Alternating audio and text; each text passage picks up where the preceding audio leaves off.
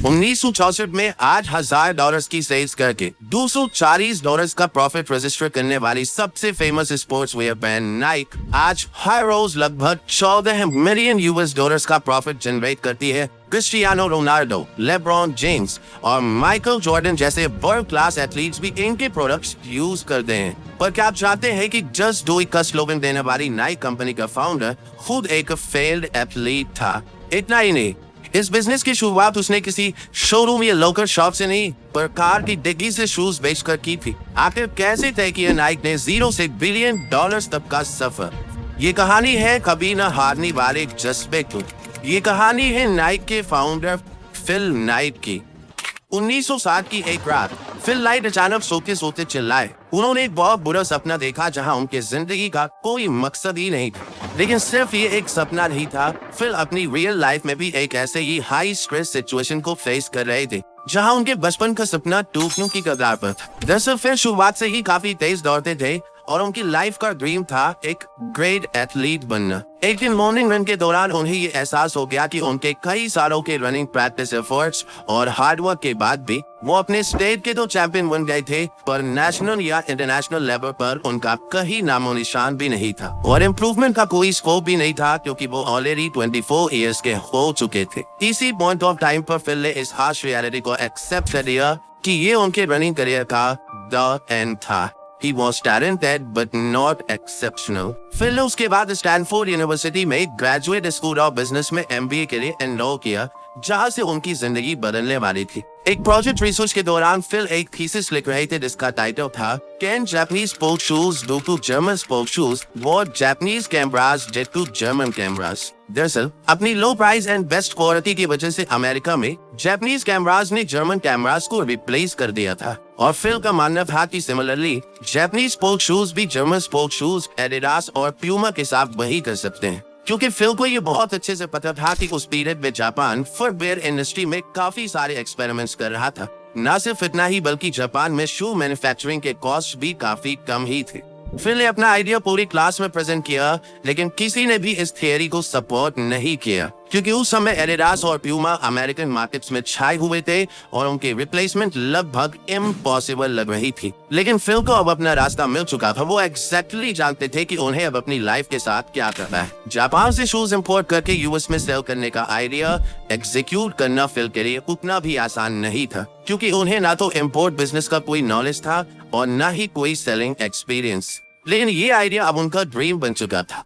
Degree complete करते ही fill ने अपनी पूरी सेविंग्स इकट्ठा की और फ्लाइट लेके निकल पड़े जापान जाकर वहाँ डिफरेंट ब्रांड्स के शूज एक्सप्लोर करने लगे। एथलेटिक्स बैकग्राउंड होने की वजह से शूज की क्वालिटी एंड डिटेलिंग समझना उनके लिए कोई मुश्किल काम नहीं था। इसलिए मार्केट में सभी ऑप्शंस को एक्सप्लोर करने के बाद फिल ने ओनित्सुका कंपनी के टाइगर ब्रांड के शूज को इंपोर्ट करने का प्लान बनाया और फाइनली ओनित्सुका कंपनी में कॉल करके एक अपॉइंटमेंट भी बुक कर ली। मीटिंग से पहले फिल काफी नर्वस थे, क्योंकि एक यंग लड़का with absolutely zero business experience Japan की बेस्ट स्पोर्ट शूज कंपनी से पार्टनरशिप करने के लिए निकल पड़ा था, और ऊपर से ओनित्सुका के एक एग्जीक्यूटिव ने मीटिंग की शुरुआत में ही फिल से उनकी कंपनी का नाम पूछ लिया, व्हिच वाज वेरी ऑब्वियस। तब फिल थोड़ा नर्वस हो गए, पर अगले ही पर उनके दिमाग में अपनी रेसिंग में जीते हुए मेडल्स की ब्लू रिबन्स फ्लैश हुई, जिस पर उन्होंने कहा कि वो blue ribbon sports of Portland Oregon को रिप्रेजेंट करते हैं, जबकि उस समय ऐसी कोई कंपनी रियलिटी में एग्जिस्ट ही नहीं करती थी। इसके बाद फिल ने अपने थीसिस के बेसिस पर एक ऐसी प्रेजेंटेशन दी जिससे कि ओनित्सुका कंपनी के एग्जीक्यूटिव्स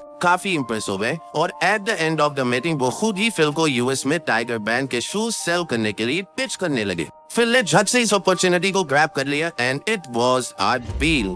फिल ने ओनित्सुका को $50 पे किए और कुछ ट्रेनिंग शूज के सैंपल्स अपनी एड्रेस पर शिप करने को कहा, और यूएस लॉन्डर और टाइगर शूज के सैंपल्स का इंतजार करने लगे। 4 महीने बीतने के बाद भी जब सैंपल्स नहीं आए तो फिल के पेरेंट्स ने उनसे कहा कि उनके साथ स्कैम हुआ है और वो अपने इंपोर्ट के आइडिया को ड्रॉप करके कोई जॉब ज्वाइन कर ले। फिर इस समय चीचर सा महसूस करने लगे और बहुत दुखी मन से उन्होंने कंपनी के अंदर अकाउंटेंट की जॉब ऑफर एक्सेप्ट कर ली। फिल शू बिजनेस की उम्मीद ऑलमोस्ट छोड़ चुके थे, लेकिन एक साल बाद 1963 की एक सुबह फिल को एक फोन आता है कि उनका जापान से कोई कंसाइनमेंट आया हुआ है जिसमें कि 12 शूज हैं, जिसे सुनकर फिल बहुत खुश हुए और उन शूज को तुरंत अनबॉक्स किया। लेकिन फिल को अपने इन इम्पोर्टेड शूज पर एक एक्सपर्ट एडवाइस की जरूरत थी, इसीलिए वो अपने रनिंग कोच बिल बोवरमैन के पास गए।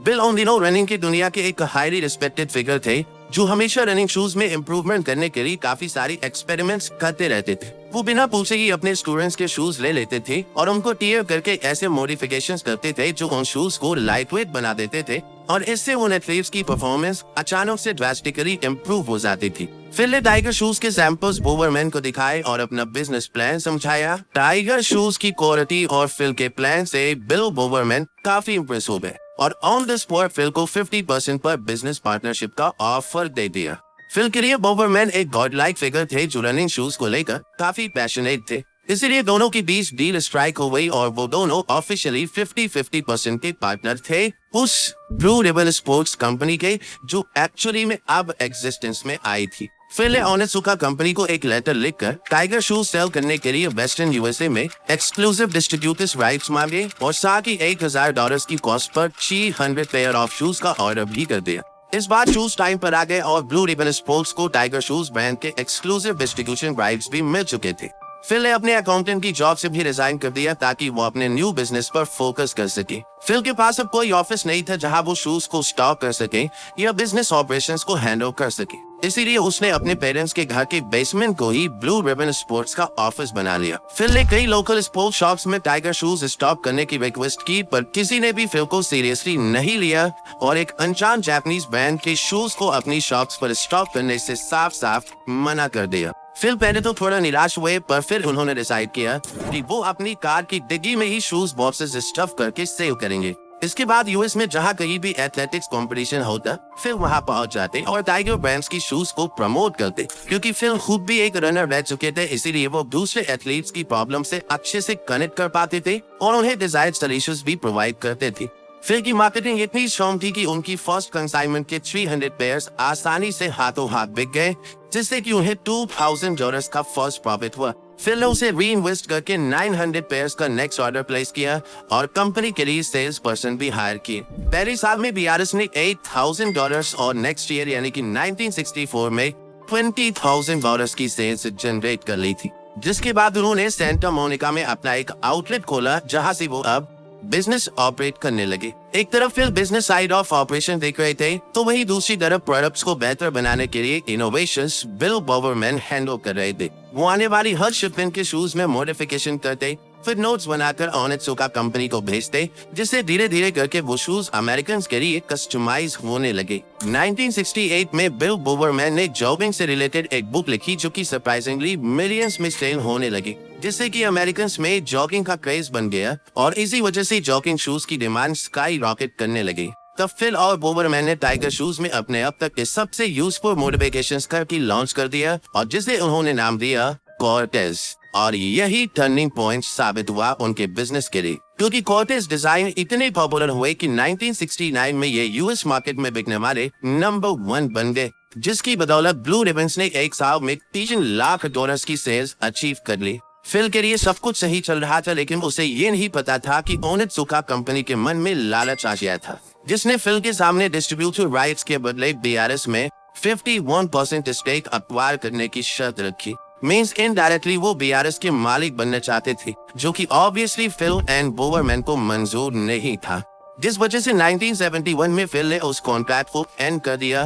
बोवरमैन और फिल को ये कॉन्फिडेंस था कि वो कॉर्टेज के प्रोडक्शन खुद भी कर सकते हैं, क्योंकि आफ्टर ऑल वो डिजाइन बोवरमैन ने ही इन्वेंट किया था और यही से नींव पड़ी खुद के ब्रांड के शूज मैन्युफैक्चर करने की, जिसके लिए उन्हें नया नाम और लोगों की जरूरत थी। एक एम्प्लॉय के सजेशन पर ब्रांड नेम ड्रीक के विक्ट्री गॉडेस नाइक के नाम पर रखा गया और लोगो बनाने के लिए एक ग्राफिक डिजाइनर को हायर किया गया, जिसके कई सारे डिजाइन्स में से एक थिक चेक मार्क को फाइनलाइज किया गया। इसके बाद थर्ड पार्टी मैन्युफैक्चरर को शूज बनाने के लिए हायर किया गया। फिल ने उन्हें अपने डिजाइन्स भेजे और मैन्युफैक्चरिंग हो गई स्टार्ट और फाइनली 30th of May 1971 को नाइक्स पूरी दुनिया के लिए ऑफिशियली लॉन्च हो गए।